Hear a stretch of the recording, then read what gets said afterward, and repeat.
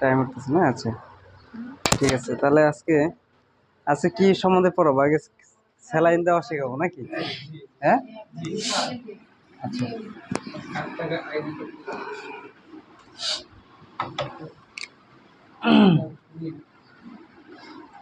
Saline infusion. Saline তো আমাদের সচরাচর সব রোগীদেরই দেওয়া লাগে, তাই না? তো স্যালাইনের মধ্যে কিছু প্রকারভেদ আছে। এর আগে এটা ক্লাস নিয়েছিলাম আপনাদের, কিন্তু আজকে আসলে প্র্যাকটিক্যাল রিলেটেড জন্য এটা আবার একটু আলোচনা করে আবার শুরু করবো আর কি। আপনারা প্রত্যেকে নিজ নিজ ট্রাই করবেন আজকে এখানে, কারণ এটা যে মডেলটা দেওয়া আছে এখানে, এটা কিন্তু মানুষের হাতের মতো, স্কিনটা একদম মানুষের স্কিনের মতো, ঠিক আছে? তো এখানে যদি আপনি ঢুকাইতে পারেন, সেই প্রসেসিংটা যদি আপনি জানেন, তাহলে আপনি মানুষের দেহেও ইনজেকশনটা দিতে পারবেন, স্যার ঠিক আপনি আছে? আপনি নিছিলেন দুইবার আর ম্যাম নিছিল দুইজন তিনটা বছর আলহামদুলিল্লাহ পারি আমি। ঠিক আছে, তারপরে এখন এটা আজকে সবাই একটু প্র্যাকটিস করবেন, ঠিক আছে? আর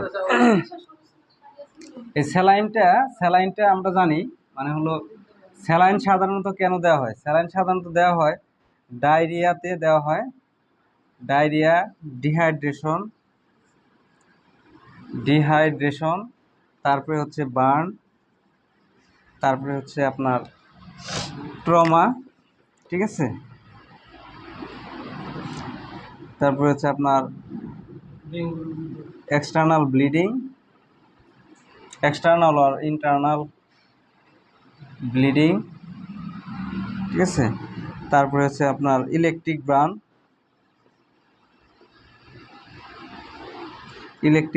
ঠিক আছে? এ সকল কারণে কিন্তু স্যালাইনগুলো দেওয়া হয়ে থাকে। তাহলে একটা হচ্ছে ডায়রিয়া, তারপরে হচ্ছে কি ডিহাইড্রেশন। ডায়রিয়া মানে তো জানেন, ডায়রিয়া মানে হলো পাতলা পায়খানা যেটা বলা হয়, ঠিক আছে? ডিহাইড্রেশন মানে হচ্ছে পানি শূন্যতা। তাহলে পানির শূন্যতা যখন হবে তখন স্যালাইন দিতে হবে। বার্ন মানে হলো পুড়ে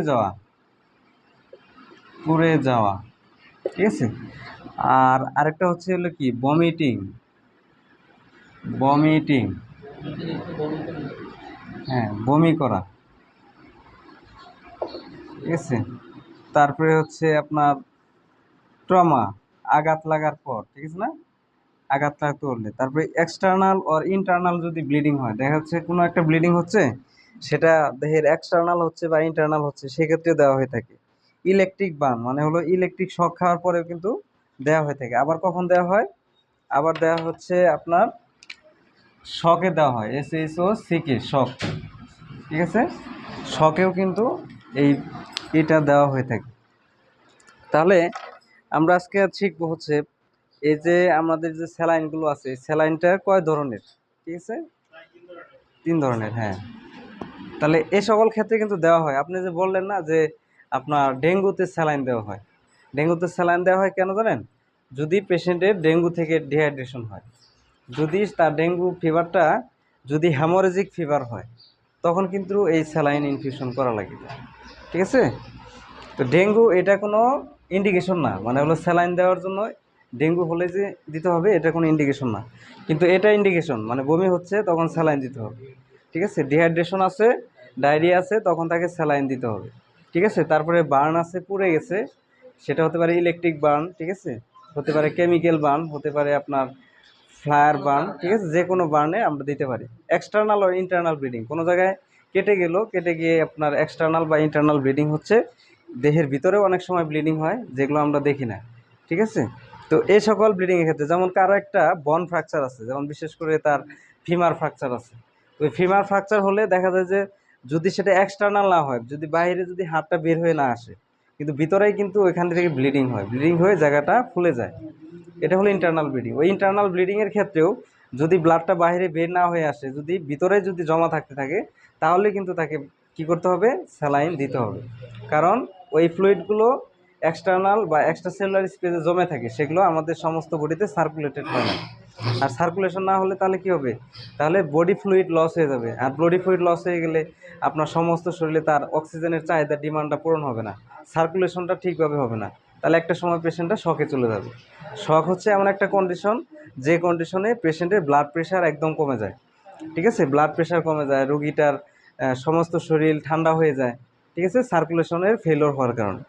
ঠিক আছে, তাহলে এগুলো হচ্ছে আমাদের স্যালাইন দেওয়ার, এগুলো হচ্ছে ইন্ডিকেশন। কিন্তু স্যালাইনের ভিতরে আমাদের এখন কিছু পার্থক্য আছে, মানে স্যালাইন হচ্ছে 3 ধরনের। ঠিক আছে, কি কি কয় ধরনের? 3 ধরনের। একটা হচ্ছে আইসোটোনিক, আরেকটা হচ্ছে হাইপোটোনিক, আর হচ্ছে হাইপারটোনিক। ঠিক আছে, তাহলে স্যালাইন একটা হচ্ছে কি আইসোটোনিক, আরেকটা হচ্ছে কি হাইপারটোনিক, হাইপোটোনিক, হ্যাঁ হাইপোটোনিক, আর আরেকটা হচ্ছে হলো হাইপারটোনিক, হাইপারটোনিক। আচ্ছা, আইসোটোনিক স্যালাইনটা কাকে বলে? অর্থাৎ এই স্যালাইনের ভিতরে সাইটোপ্লাজমের যে প্রেসার, ঠিক আছে, অর্থাৎ আমাদের দেহে রক্তের, আমাদের দেহের সাইটোপ্লাজম এর যে প্রেসার, প্রেসার, ঠিক আছে, হ্যাঁ একটারও কালি নাই, এগুলা হচ্ছে। আচ্ছা, একটু 10 মিনিট লেট করবেন, আমি কলম নিয়ে আসি আমার রুম থেকে। না কলম কি? এই আইসোটোনিক, এই ওটা একটু করে দেন। ওই আইসোটোনিক স্যালাইনের, স্যালাইনের প্রেসার তাহার সমান, ঠিক আছে। এজন্য এই স্যালাইনগুলোকে আইসোটোনিক স্যালাইন বলা হয়। এক্সাম্পল, এটা হচ্ছে আপনার 0.9% সোডিয়াম ক্লোরাইড, ঠিক আছে, আর আছে হলো 0, আর আছে হলো 5% ডিএ, ঠিক আছে, অথবা টিএনএস। আর হাইপারটোনিক স্যালাইন হলো আমাদের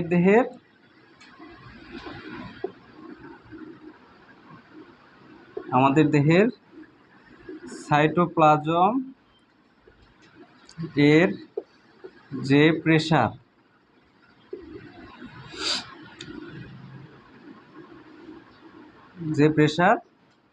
এই স্যালাইনগুলোর প্রেসার তাহার চেয়ে বেশি, এজন্য এটাকে বলা হয় তাহার চেয়ে কম, ঠিক আছে, তাহার চেয়ে কম, এজন্য এটাকে বলা হয় হাইপোটোনিক। ঠিক আছে, এটার এক্সাম্পল হচ্ছে 0.3% সোডিয়াম ক্লোরাইড, ঠিক আছে, আর হচ্ছে হলো এক্সাম্পল 0.4% সোডিয়াম ক্লোরাইড, আর এক্সাম্পল হচ্ছে 0.3% ডিএ। আর হাইপারটোনিক হলো আমাদের দেহের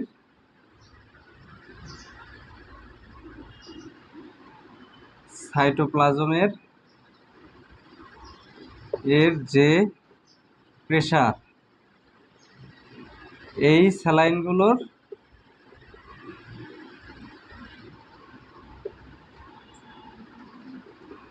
প্রেসার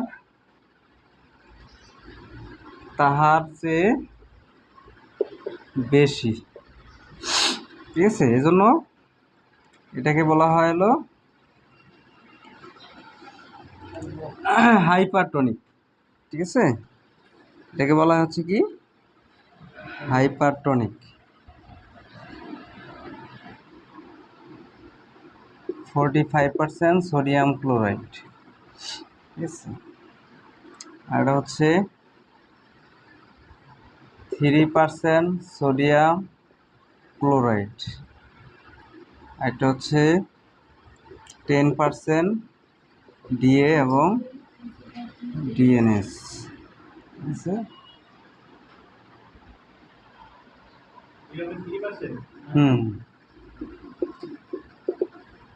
2.5% ডিএ অথবা ডিএনএস।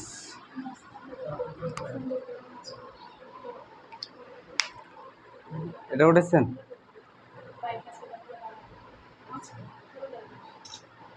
খাতা নেই? আচ্ছা আচ্ছা, তাহলে স্যালাইন হচ্ছে তিন ধরনের, একটা হলো আইসোটোনিক, হাইপোটোনিক, আর হলো হাইপারটোনিক। ঠিক আছে, তাহলে আইসোটোনিক স্যালাইনটা হচ্ছে আমাদের প্লাজমার ভিতরে যে সাইটোপ্লাজমের যে চাপ, এই আইসোটোনিক স্যালাইনগুলোর এই সাইটোপ্লাজমের চাপ হচ্ছে সেম। ঠিক আছে, তো এই স্যালাইনগুলো আমরা যে কাউকেই দিতে পারি। ঠিক আছে, যে কোনো মানুষকে আমরা এই স্যালাইনগুলো দিতে পারি। কোনটা? Isotonic saline. হাইপারটোনিক এবং হাইপোটোনিক স্যালাইনগুলো এগুলো দেওয়ার সময় একটু খেয়াল রাখতে হয়। অ্যাকুরেট যদি ইন্ডিকেশন না থাকে তাহলে এই স্যালাইনগুলো দেওয়া যাবে না। তাহলে অ্যাকুরেট ইন্ডিকেশনগুলো কি, সেগুলো আমরা একটু আগে আলোচনা করলাম। ডায়রিয়া, ডিহাইড্রেশন, বার্ন, হ্যাঁ, এগুলোর ক্ষেত্রে আমরা দিতে পারি। ঠিক আছে, তাহলে দেখেন 0.9% হলো সোডিয়াম ক্লোরাইড, এটা হচ্ছে আমাদের আইসোটোনিক। তাহলে এর সাথে কম যেটা, এটা হলো কি 0.45%। ঠিক আছে, 0.9% যদি আমরা করি, এটা 45%, এটা হলো হাইপোটোনিক। আর 3% যেটা, এটা অনেক বেশি না, এটা দুইটার সাথে কি অনেক বেশি না, এই জন্য এটার নাম কি হাইপারটোনিক। যেখানে এখান দেওয়া আছে হলো 5%। ঠিক আছে, 5% কি, এটা হলো আইসোটোনিক। আর এটার সাথে যেটা কম সেটা কি 22.5%। ঠিক আছে, সোডিয়াম ক্লোরাইড। আর এটা হচ্ছে দেখেন 10%, তার মানে এটা বেশি। ঠিক আছে, তাহলে এগুলোই হচ্ছে আমাদের isotonic, hypotonic and hypertonic স্যালাইনের example.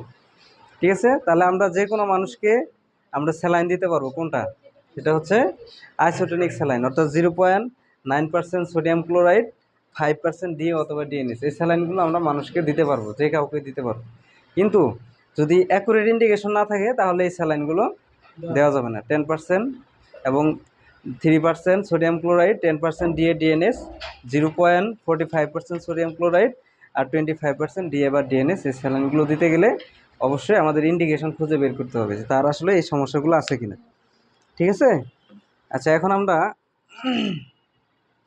আরও একটা স্যালাইন আছে, সেটা হচ্ছে কলেরা স্যালাইন। ঠিক আছে, কলেরা স্যালাইন, তাহলে এগুলা লিখছেন তো নাকি? তাহলে স্যালাইন না, এটা ওটা আলাদা নেচার। ঠিক আছে,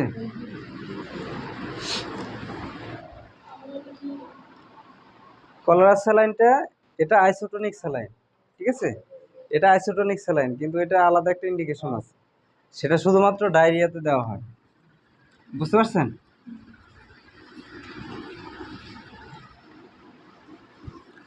আচ্ছা, আমরা তাহলে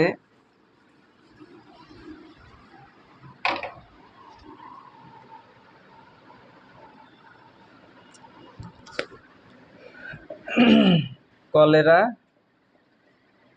স্যালাইন, তাহলে কলেরা স্যালাইনটা কি? কলেরা স্যালাইনটা হচ্ছে এটা ডায়রিয়াতে, এটা ইন্ডিকেশন হচ্ছে কি ডায়রিয়া, ডায়রিয়া অর ডিহাইড্রেশন, অর্থাৎ যে সকল পেশেন্টের পানি শূন্যতা অনেক বেশি এবং যে সকল পেশেন্টের 3বারের অধিক পাতলা পায়খানা হয়েছে। ঠিক আছে, পানিযুক্ত পায়খানা হয়েছে 3বারের অধিক 24 ঘন্টায়, সেটাকে আমরা ডায়রিয়া বলি। অর্থাৎ 24 ঘন্টায় যদি কোনো ব্যক্তি 3বারের বেশি পানিযুক্ত মলত্যাগ করে, সেটাকে ডায়রিয়া বলে। ঠিক আছে, আর কলেরা হচ্ছে ডিহাইড্রেশন হচ্ছে কি পানি শূন্যতা, এটা হচ্ছে তার ইন্ডিকেশন। এই কম্পোজিশন, অর্থাৎ কলেরা স্যালাইনে কি কি জিনিস থাকে, এটা কিন্তু সবারই মুখস্থ রাখতে হবে। কলেরা স্যালাইনে কি কি উপাদান থাকে, কম্পোজিশন। 1 নম্বরে থাকে হচ্ছে কি sodium chloride, 133 millimole per litre. ঠিক আছে, এবং ক্লোরাইড থাকে হলো 98 মিলিমোল পার লিটার, এবং পটাশিয়াম থাকে হচ্ছে 13 মিলিমোল পার লিটার, প্রতি লিটারে 13 থাকে। অ্যাসিটেট থাকে ACETAT, অ্যাসিটেট, এগুলো 48 মিলিমোল পার লিটার। ঠিক আছে, ঠিক আছে, কম্পোজিশনে কলেরা স্যালাইনের কম্পোজিশনে কী কী উপাদান থাকে, যদি বলা হয় যে কলেরা স্যালাইনের কম্পোজিশনে কী কী উপাদান থাকে, তাহলে সোডিয়াম ক্লোরাইড থাকে। ঠিক আছে, সোডিয়াম থাকে, ক্লোরাইড থাকে, পটাশিয়াম থাকে, অ্যাসিটেট থাকে। Acetate, acetate ACETAT, acetate. ঠিক আছে, হ্যাঁ, এই সোডিয়াম ক্লোরাইড এটা একটা হচ্ছে ইলেকট্রোলাইট, ক্লোরাইড এটা একটা ইলেকট্রোলাইট, পটাশিয়াম এটা একটা ইলেকট্রোলাইট, ঠিক আছে। আর এটা হচ্ছে আমাদের এক ধরনের ক্ষারীয় সাবস্টেন্স, বুঝতে পারছেন, এসিটেট। তো এগুলো কত লেভেলে থাকে? 133, 98, 13 এবং 48। ডায়রিয়া এবং ডিহাইড্রেশন হলে আমাদের বডি থেকে সোডিয়াম ক্লোরাইড, পটাশিয়াম এই জিনিসগুলো বের হয়ে চলে যায়। কলেরা স্যালাইন দিতে হবে। এবং এটা স্টার্ট করার সময় আমরা সাধারণত 40 থেকে 60 ফোঁটা করে দিই, ঠিক আছে। আর যদি অনেকের অনেক সিভিয়ার ডিহাইড্রেশন থাকে তাহলে রানিং দেওয়া হয়। একটা ব্যক্তিকে আমরা 2 থেকে 2.5 লিটার পর্যন্ত এই স্যালাইনগুলো দিয়ে থাকি, বুঝতে পারছেন। 2 থেকে 2.5 লিটার, ঠিক আছে, 2 থেকে 2.5 লিটার, 1 লিটার এবং মিনিমাম 2 লিটার তাকে দেওয়াই লাগে দিনে 24 ঘন্টায়, ঠিক আছে। একটা শেষ হওয়ার পর আরেকটা, একটা শেষ হবে পরে আবার আরেকটা। আপনি যদি রানিং দেন, মিনিটে যদি 60 ফোঁটা করে দেন, তাহলে একটা স্যালাইন আপনার দেখা গেলো যে 5 ঘন্টা যায়, ঠিক আছে। তাহলে 5 ঘন্টা পরে আবার আরেকটা দেবেন। আপনার ডায়রিয়া কলেরা হসপিটালে যেটা দেখা যাচ্ছে, মনে করেন আপনার 2 হাতে 2টা দেয়, ঠিক আছে। ওখানে গেলে হ্যাঁ, আমি দেখছি অনেক পেশেন্ট মানে তারা 2 হাতেই লাগাই দেয়। কিন্তু আমরা ওইভাবে দিব না, আমরা একটা করে দিব। হ্যাঁ, 2টা করেও দেয়, কিন্তু সিভিয়ার কন্ডিশন ছাড়া ওটা দেওয়া যাবে না, ঠিক আছে। আরেকটা হচ্ছে কি হার্টম্যান সলিউশন। তাহলে কলেরা স্যালাইনের ইন্ডিকেশন একটাই, সেটা কি ডায়রিয়া এবং ডিহাইড্রেশন, দুইটা, একটা হলো ডায়রিয়া আর একটা হলো ডিহাইড্রেশন। ডিহাইড্রেশন মানে কি পানি শূন্যতা। ডিহাইড্রেশন হলে কি হয়, জিহ্বা শুকিয়ে যায়, ঠিক আছে না। তারপরে কি হয়, হাত পা ফ্যাকাশে হয়ে যায়, ঠিক আছে। তারপরে সেই ব্যক্তিটা পানি খেতে চায় না, ঠিক আছে। যাদের ডিহাইড্রেশন হয়, সিভিয়ার ডিহাইড্রেশন, তারা পানি দেখলে ভয় পায়, ঠিক আছে। পানিটা তার কাছে স্বাদ লাগে না, সে পানি খেতে চায় না। আর অনেক ক্ষেত্রে কি হয়, আমাদের স্কিন গোজ ব্যাক স্লোলি, মানে হলো স্কিনটা যদি টেনে ধরা হয় তাহলে সেটা আপনার কুচকিয়ে যায় এবং সেটা মিশাইতে স্বাভাবিক স্কিনে পরিণত হতে সেটা অনেক সময় লাগে, ঠিক আছে। এটা একটা ডিহাইড্রেশনের লক্ষণ। আবার অনেকের চোখ কি হয়ে যায়, ভিতরে দিকে ডেবে যায়, ঠিক আছে। চোখের নিচ দিয়ে কালো কালো দাগ পড়ে চোখটা একদম ভিতরে চলে যায়, ঠিক আছে। এটাও কিন্তু ডিহাইড্রেশনের লক্ষণ, বুঝতে পারছেন। আর ডায়রিয়া হলে হ্যাঁ, যদি তার ডায়রিয়া থাকে এটা দিতে হবে, ঠিক আছে। প্রেশার থাকলে ওটা দেওয়া যাবে। প্রেশার ওষুধ আলটিমেটলি তার যেভাবে চলে সেভাবেই, মানে হলো সকালে তার প্রেশার বেশি, তখন ওই প্রেশার তো আপনি দেখবেন প্রেশারটা কেমন আছে। প্রেশার যদি বেশি থাকে তাহলে প্রেশার ওষুধ দিবেন, ঠিক আছে, সাথে কলেরা স্যালাইনও দিতে হবে।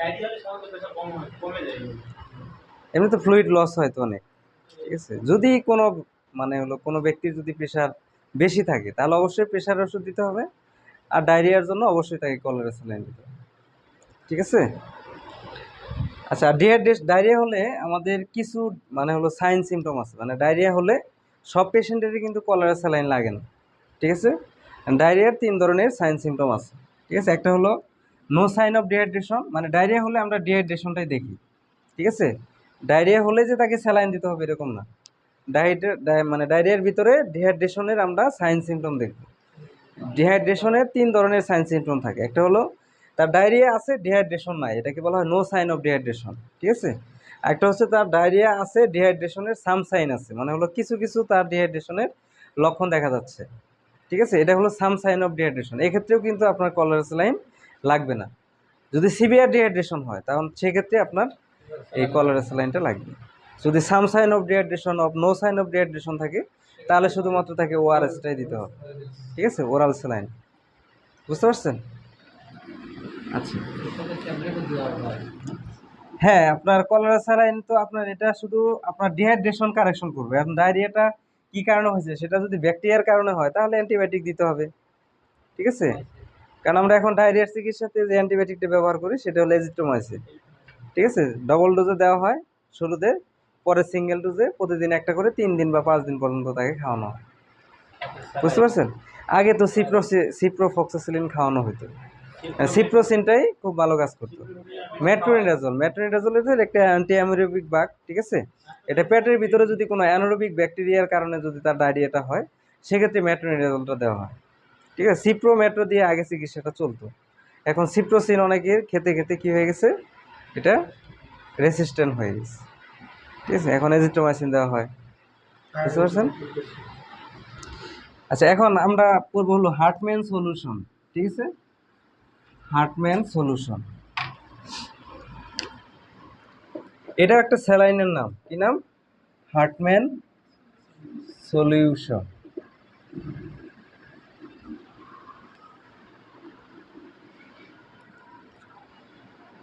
এই হার্টম্যান সলিউশনটা দেওয়া হয় যাদের বার্ন আছে, বার্ন, সেই বার্নটা যদি ইলেকট্রিক বার্ন হয় বা আপনার যে কোনো ধরনের বার্নের কারণে এটা দেওয়া হয়ে থাকে। আরেকটা হলো কি, ভমিটিং, ঠিক আছে? 3 নম্বরে হচ্ছে হলো এক্সেসিভ ব্লিডিং, মানে হলো অতিরিক্ত রক্তক্ষরণ হলেও এই হার্টম্যান সলিউশনটা দেওয়া হয়ে থাকে। একটা হলো তাহলে বার্ন, সকল ধরনের বার্ন, ঠিক আছে? ইলেকট্রিক বার্ন, কেমিক্যাল বার্ন, ঠিক আছে, ফ্লাম বার্ন, ঠিক আছে, যত ধরনের বার্ন আছে। তারপর হচ্ছে কি, ভমিটিং, সিভিয়ার ভমিটিংয়ের ক্ষেত্রে, ঠিক আছে? তারপরে এক্সেসিভ ব্লিডিং, অতিরিক্ত রক্তক্ষরণের সময় এই হার্টম্যান সলিউশনটা দেওয়া হয়ে থাকে, ঠিক আছে? সিভিয়ার হ্যামোরেজের ক্ষেত্রে, এক্সেসিভ ব্লিডিং বা সিভিয়ার হ্যামোরেজ। আর এটা হচ্ছে কি, সিভিয়ার বার্ন, ঠিক আছে? সেই বার্নটা যদি অনেক সিভিয়ার থাকে, যেমন বার্নের অনেক ক্লাসিফিকেশন আছে। বার্নটা হতে পারে আপনার কত ডিগ্রি বার্ন হয়েছে তার শরীরে, ঠিক আছে? বার্নের ক্যালকুলেশন করে তারপরে দিতে হবে। যদি একটা মানুষের বার্নে হয় যে তার 1 হাত পুড়ে গেছে, তাহলে কয় পার্সেন্ট বার্ন হয়েছে? 9%, ঠিক আছে? 2 হাত পুড়লে 18%। 18% বার্ন, কিন্তু তার শুধুমাত্র স্কিনটা পড়ছে, তাহলে এটা হলো সুপারফিশিয়াল বার্ন। তার যদি মাংসগুলো পুড়ে যায়, এটা হলো আপনার ডিপ বার্ন, ঠিক আছে? মাংস প্লাস নার্ভ যদি পুড়ে যায়, তারপরে রক্তনালী যদি ক্ষতিগ্রস্ত হয়, এটা হলো ডিপ বার্ন, ঠিক আছে? 18% বার্ন হলেও সেটা অনেক মারাত্মক বা সিভিয়ার বার্ন আমরা বলি, ঠিক আছে? আর যদি শুধু স্কিনটাই পুড়ে, অনেক ক্ষেত্রে দেখা যায় তার হাত পুড়ে গেছে, পা পুড়ে গেছে, শরীর পুড়ে গেছে, ঠিক আছে? এইরকমভাবে ক্যালকুলেশন করে দেখা গেলো তার 60% পুড়ে গেছে, কিন্তু সেই বার্নটা সুপারফিশিয়াল, ঠিক আছে? ওটা কিন্তু তেমনটা মারাত্মক না। যখন তার মাংস পুড়ে যাবে, ব্লাড ভেসেল পুড়ে যাবে, নার্ভগুলো ডিস্ট্রয় হবে, সেটা হবে সিভিয়ার, বুঝতে পারছেন? আচ্ছা, তাহলে এই হার্টম্যান সলিউশনগুলো কী ক্ষেত্রে ব্যবহার করা হয়? যত ধরনের বার্ন আছে এবং সিভিয়ার বার্ন, এক্সেসিভ ভমিটিং, অতিরিক্ত বমি, এবং এক্সেসিভ ব্লিডিং, তারপরে হচ্ছে কি হ্যামোরেজ, ঠিক আছে? রক্তক্ষরণের সময় এটা ব্যবহার করা হয়ে থাকে। এটার ভিতরে কি কি থাকে? এটার ভিতরে থাকে হচ্ছে কম্পোজিশনে কি কি থাকে। এই স্যালাইনটা যাদের প্রেশার আছে, হাইপার টেনশন, HTN, ঠিক আছে, তাদেরকে দেওয়া যায় না, বুঝতে পারছেন? যাদের প্রেশার আছে তাদেরকে দেওয়া যায় না, কিন্তু যাদের ডায়াবেটিস আছে তাদেরকে দেওয়া যায়, ঠিক আছে? বুঝতে পারছেন? মানে প্রেশারের রোগীদের এই স্যালাইনটা দেওয়া যায় না। সাপোজ একটা মানুষের তার এক্সেসিভ ভমিটিং হচ্ছে, ঠিক আছে, কিন্তু তখন আপনি এই স্যালাইনটা দিবেন, ঠিক আছে, কিন্তু তার প্রেশার যদি অনেক বেশি থাকে তাহলে এটা দেওয়া যাবে। তাহলে আপনি কি করবেন, এটা চেঞ্জ করে আপনি এই যে ডিএ অথবা ডিএনএ স্যালাইন যেগুলো আছে এগুলো আপনি দিবেন। আর যদি তার প্রেশার না থাকে তাহলে আপনি এটাই দিবেন, ঠিক আছে? এটা খেয়াল রাখতে হবে সবসময়। তাহলে এটার ভিতরে কি কি থাকে? যেমন আছে হলো সোডিয়াম থাকে, সোডিয়াম হাইড্রোক্সাইড থাকে, ঠিক আছে? 1.5 গ্রাম থাকে পার লিটারে, 1.5 গ্রাম। তারপরে থাকে হচ্ছে আপনার সোডিয়াম ক্লোরাইড থাকে হচ্ছে 6.0 গ্রাম পার লিটারে, এবং থাকে হলো পটাশিয়াম ক্লোরাইড 0.40 গ্রাম, ঠিক আছে? তারপরে আছে হচ্ছে আপনার ক্যালসিয়াম ক্লোরাইড, এটা থাকে হচ্ছে আপনার 0.27 গ্রাম পার লিটার, ঠিক আছে? আর এটা আসলে ল্যাকটিক অ্যাসিড, এর সাথে কি থাকে? ল্যাকটিক অ্যাসিড থাকে, ঠিক আছে? এটা থাকে হচ্ছে আপনার 2.40, গ্রাম পার ডেসিলিটার। এটা আরেকটা ইন্ডিকেশন হচ্ছে অ্যাসিডোসিস, অর্থাৎ আমাদের বডিতে যদি কোনো অ্যাসিডোসিস হয় তখন এই হার্টমেন সলিউশনটা দেওয়া হয়। ঠিক আছে, অ্যাসিডোসিস, অ্যাসিডোসিস মানে হলো বডিতে বিষাক্ততা বা কোনো একটা ইনফেকশনের কারণে যদি সেই ইনফেকশনের যদি অ্যাসিড তৈরি করে, ঠিক আছে, এমন কিছু ব্যাকটেরিয়া আছে আমাদের বডিতে কী করে, তারা অ্যাসিডোসিস তৈরি করে। অথবা আবার দেখা যায় যে কোনো ডায়াবেটিক্স পেশেন্টের অনেক ক্ষেত্রে তাদের কী হয়ে যায়, অ্যাসিডোসিস লেভেল বেড়ে যায়। ঠিক আছে, তখন ক্ষেত্রে অর্থাৎ বডিতে যদি কোনো অ্যাসিডোসিস হয় তখন কিন্তু এই হার্টম্যান সলিউশনটা দেওয়া হয়। ঠিক আছে,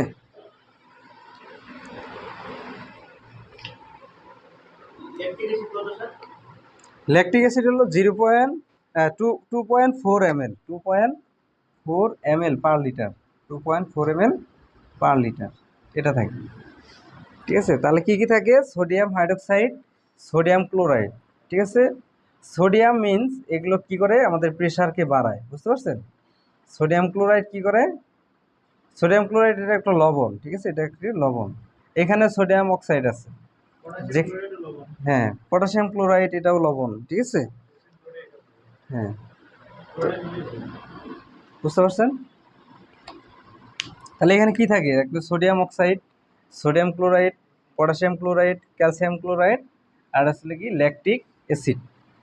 ঠিক আছে, হার্টম্যান সলিউশনে কি কি উপাদান থাকে, হার্টম্যান সলিউশনে কি কি উপাদান থাকে,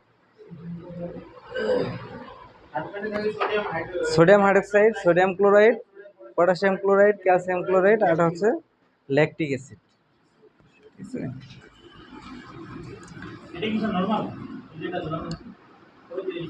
এটা নর্মাল স্যালাইন এনএস কত পার্সেন্ট তাও লেখা আছে।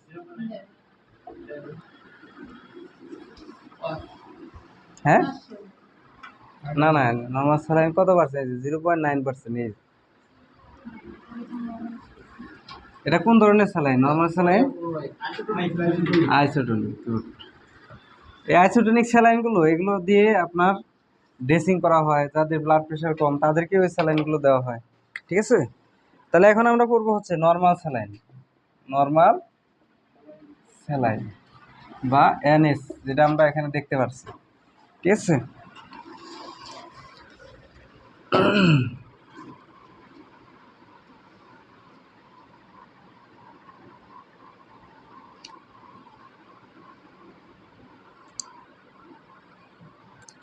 এই নর্মাল স্যালাইনের কম্পোজিশনে যে জিনিসগুলো থাকে সেটা হচ্ছে আপনার সোডিয়াম ক্লোরাইড থাকে 4.5 গ্রাম পার লিটারে। ঠিক আছে, 500 ml এর ভিতরে, 500 ml স্যালাইনের ভিতরে এত গ্রাম কি আছে, সোডিয়াম ক্লোরাইড আছে। ঠিক আছে, এবং ডিস্টিল ওয়াটার আছে, ডিস্টিল ওয়াটার মানে হলো একদম ফ্রেশ পানি। ঠিক আছে, 500 ml এর ভিতরে, 500 ml ফ্রেশ পানির ভিতরে আপনার 4.5 গ্রাম কি আছে, সোডিয়াম ক্লোরাইড আছে। এটা হলো নর্মাল স্যালাইনের ভিতরে। ঠিক আছে, যেটা আমরা বলি হলো 0.9% সোডিয়াম ক্লোরাইড যেটা। ঠিক আছে,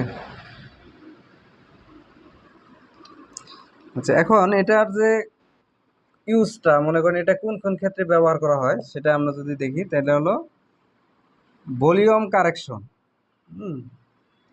ভলিউম কারেকশন, একটা হচ্ছে কি আপনার ভমিটিং, আরেকটা হচ্ছে অ্যাকিউট অ্যাবডোমেন, অ্যাকিউট অ্যাবডোমেন, আর এটা হচ্ছিল কিটোএসিডোসিস, কিটোএসিডোসিস।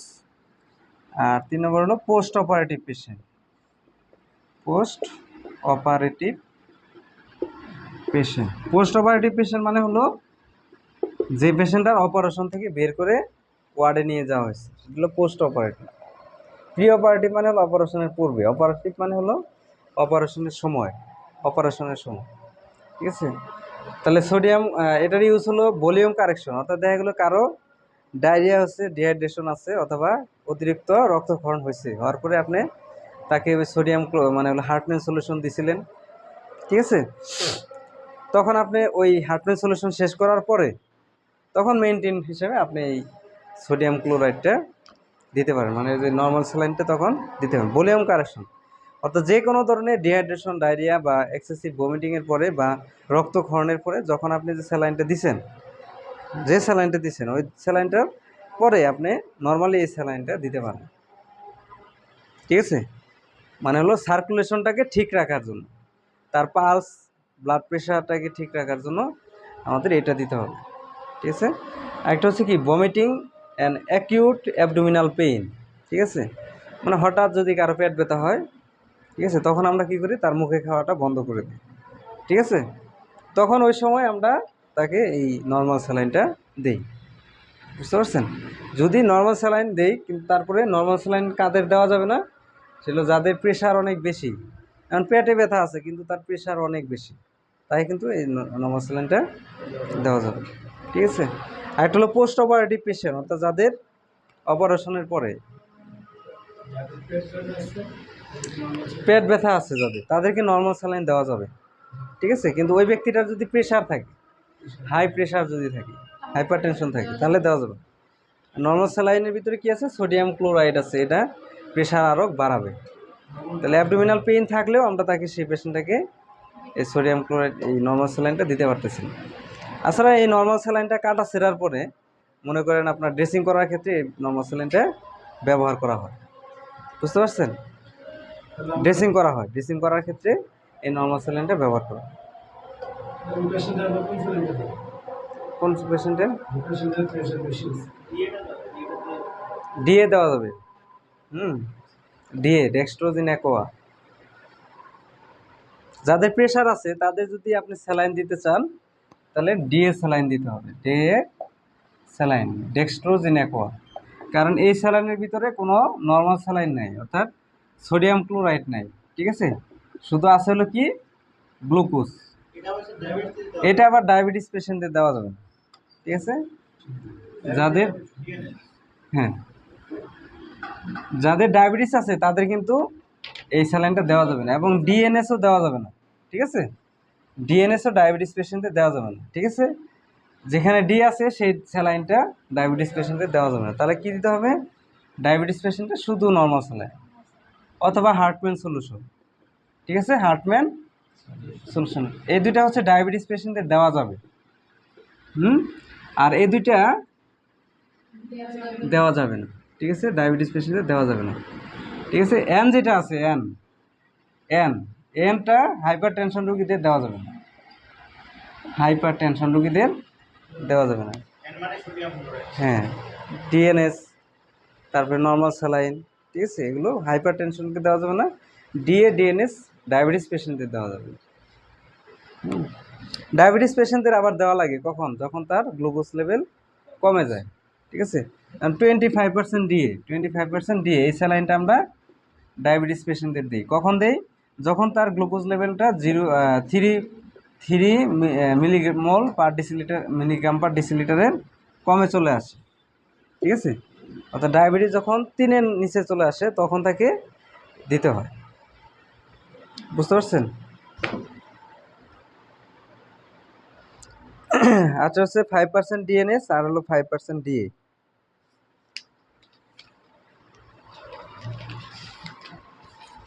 তাহলে আরেকটা স্যালাইন কি,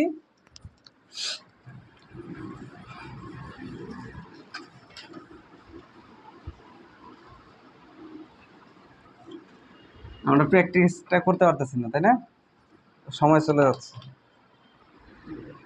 5% ডিএ, ঠিক আছে, আর এটা আছে কি, অথবা ডিএনএস।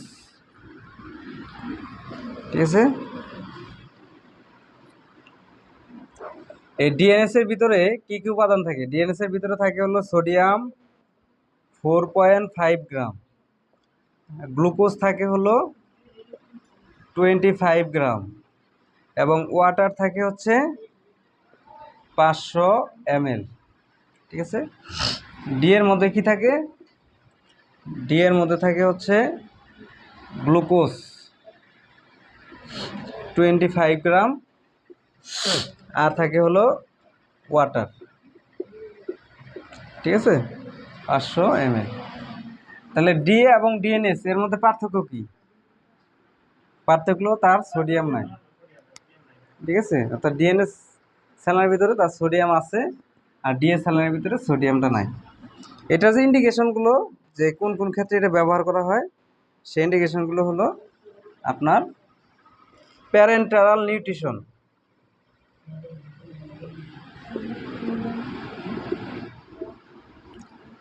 অর্থাৎ যদি কোনো ব্যক্তি খাইতে না পারে, তার নিউট্রিশনাল সাপোর্ট হিসেবে এই ডিএ স্যালাইনটা দেওয়া হয়ে থাকে।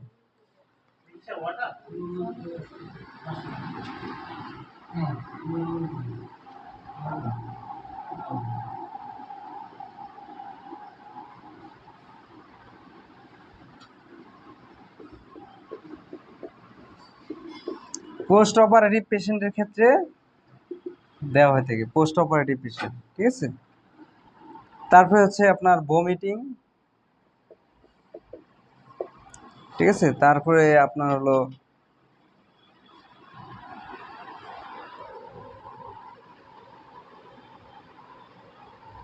আফটার সার্জারি, মানে হলো সার্জারির পর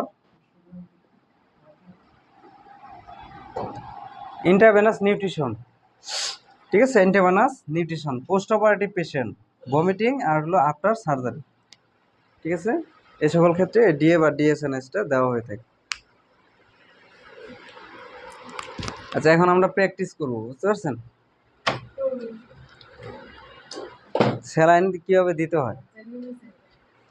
তো ভাই তো পারে, আপনারা যারা পারেন না তারা প্র্যাকটিস করেন। আপনাদের জন্য আমাদের প্রতিষ্ঠানের পক্ষ থেকে এটা নিয়ে আসা হয়েছে। ঠিক আছে, তো দোয়া করবেন আমাদের জন্য, আমরা যেন আরো মানে আপনাদের শেখার জন্য যে জিনিসগুলো দরকার সেগুলো যেন আনতে পারি। ঠিক আছে, আপনাদের সেলাই শেখার জন্য একটা ইনস্ট্রুমেন্ট দরকার, সেই সেলাই সেটা ইনশাল্লাহ হয়ে যাবে। হ্যাঁ, ওটা আনতে হবে, ওটা আনলে তারপরে এগুলো আসলে মনে করেন দেখতে অনেক খারাপ লাগে, তারপরে আপনারা শিখতে পারেন না।